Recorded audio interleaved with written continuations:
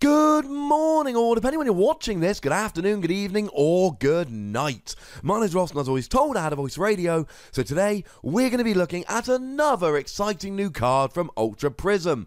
Because if I don't do a profile of all the interesting cards from Ultra Prism, well, that would just be sad, to be perfectly honest. Today, ladies and gentlemen, it is Magmortar's turn, and I think Magmortar could be pretty gosh darn good.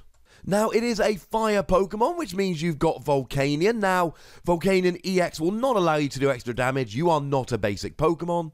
But the non-EX or baby Volcanion, hey Nick, will use Power Heater to accelerate a bit of energy, which could be quite interesting. And let's not forget, of course, that Kiawe is a thing, which is really good for getting energy on here, which could actually be pretty interesting on this particular Magmortar.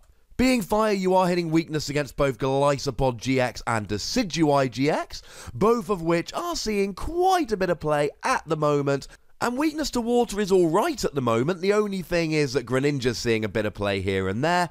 But as I've said on a number of occasions on my videos lately, I happen to think that Empoleon is going to be really ridiculously good when Ultra Prism drops. And that is going to be a bit of a pain. It will run through you like a hot knife through butter. Get it? Hot knife, fire type. I don't know, I'm poorly at the moment. My puns are not going to be as good as usual. But stick with me. Retreat cost of 3 is quite heavy, but you get Heavy Ball, so it is not the end of the world. And 130 HP is fine. It's about what we would expect from a moderately bulky Stage 1. Now, what we really like about Magmortar here, what really excites us and interests us, is the ability. If it's active and is damaged by an attack, then the defending Pokemon is now burned. They just get instantly burned. That is awesome. Now, quick reminder of the burn rule. Remember, they did change when Sun and Moon came around. Pre-Sun and Moon, we actually didn't have any cards that even did burn for ages. Now we do, and burn is really picking up. We got new rules. You take 2 damage counters between turns, and then flip a coin. If you hit a heads, you're no longer burned. If you hit a tails, you're still burned, and if you're in the active at the end of the turn, you take 2 damage counters and flip a coin, and if heads, you're no longer burned, and so on and so forth. Nice. This is pretty nice. It basically means that when your opponent attacks you, they take 2 damage counters.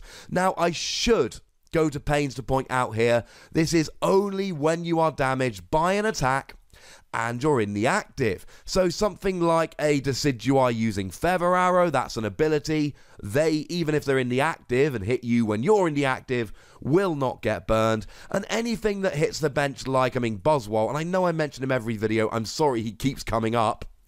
Buzzwole, if it hits you when you're on the bench, will not get burned because it's only when you're in the active.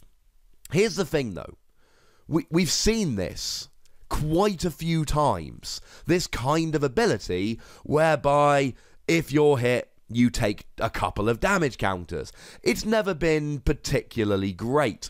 The best use of this ability was probably on the Druddigon from Noble Victories, whereby you would attack it and take 2 damage counters. But Druddigon was a basic and it attacked for colourless energy. It did actually see a little bit of play. More recently, we had the Quillfish from Flashfire, which had the same ability, and it saw a little bit of play here and there. Again, it was a basic, and it attacked for colourless energy. In fact, that was 2 colourless energy, so it could be done for a double colourless.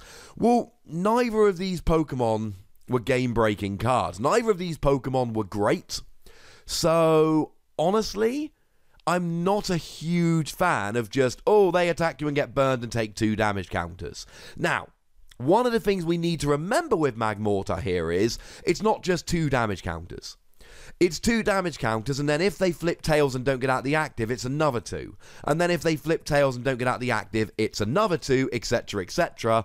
This will build up in a way that it won't with something like Quillfish or Druddigon, which is quite nice. But it's still only 2 damage counters. And doing extra damage is always good, but what makes it really good is a card that I did a video on not too long ago, Infernape, also from Ultra Prism. Infernape has an ability that says that burn damage does 6 between turns rather than 2. And this, ladies and gentlemen, is the Wombo Combo. This is where it gets very, very exciting indeed. Because now your opponent attacks you, they get burned, and take 6 damage counters between turns. That's an instant 6 damage counters. And then if they flip a tails and don't get out the active, it's another 6 damage counters. And then if they flip a tails and don't get out the active, it's another 6 damage counters. And this is when Magmortar gets really, really good. Yes, it's nice to burn your opponent, and honestly, as an ability, it's fine. It's better than not having an ability. It might do that extra 2 damage counters, which is the difference between a KO and not a KO. But it's still not amazing. That's alright, because Infernape comes in, and now 6 damage counters. There is a very good chance of 6 damage counters probably will be the difference in a lot of instances between a KO and not a KO.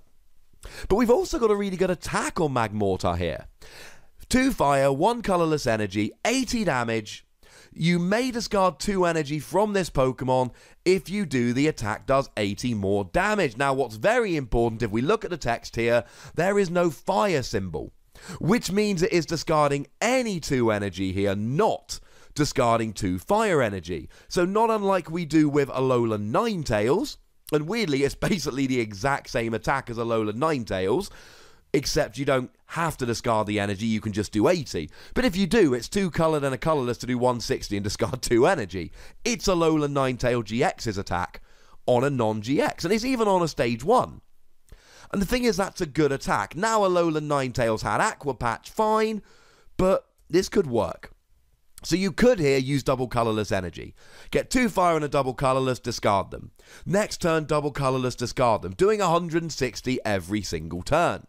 You add a choice band on there, you're doing 190, which will get a 1-hit KO on stuff like Turtonator and like Buzzwole, which is pretty handy.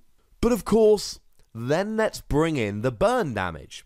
Because let's say you're against something like a Zoroark GX. Zoroark GX comes in, you can only hit it for 190 with a choice band. That's the most you're hitting. It's got 210 HP, it survives with 20 HP. But then if it attacks you, it gets burned, takes 2 damage counters, and then gets KO'd.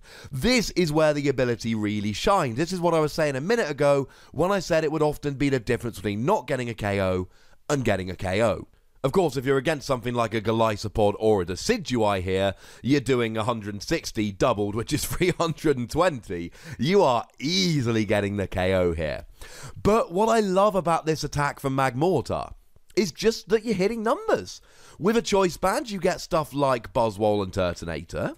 Add in the burn damage, you get stuff like Zoroark GX. And if you've got an Infernape on the bench, it's basically 220, or with a choice band, 250. And this is important, because some Pokemon have 250 HP. I feel like I talk about it, not unlike Buzzwole, in pretty much every video lately.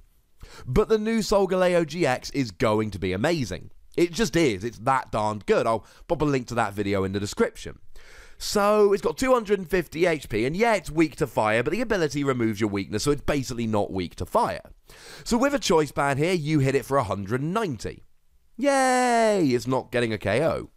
But then if they attack you, they are then taking 6 damage counters from burn, which will put them up to 250 and get a KO. And something I probably didn't make a big enough a deal about earlier.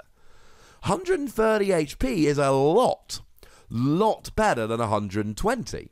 Because the new Solgaleo does 120, which means they won't get a KO, but they will take the burn damage and be KO'd themselves. Something like a Silvally will not get a KO, and Silvally is another one of those 210 HP Pokemon, whereby they will, well, you'll do 190, and then when they hit you, they won't get a KO, but then they'll take 2 damage counters for burn, and they will be KO'd themselves.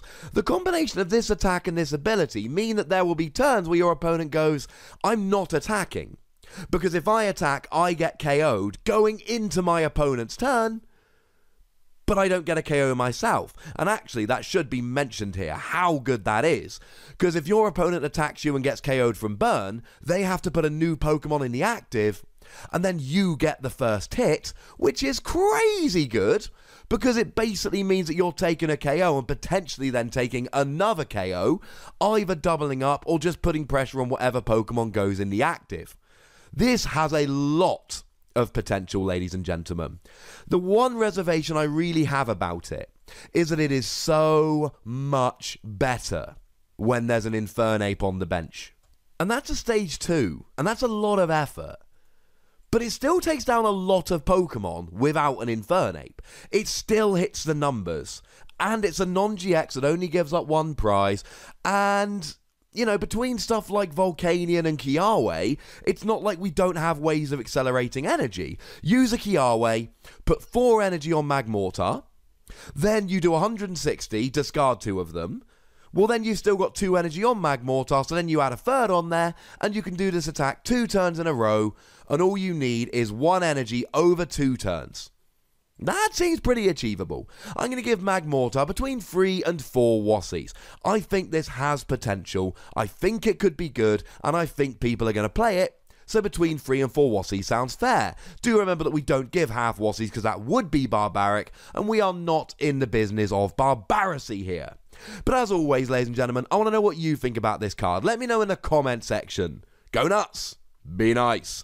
Make sure you like this video, subscribe to this channel, follow me on Twitter at the Wassie, and Twitch for some live action when I'm feeling a little bit better at twitch.tv/PTCGRadio. If you want to support the channel, get some bonus podcasts, etc., you can do so by going to patreon.com/PTCGRadio. But by far the most important thing, as always, is to look after yourselves until next time. Thank you very much for watching. My name is Ross, and you've been watching PTCG Radio.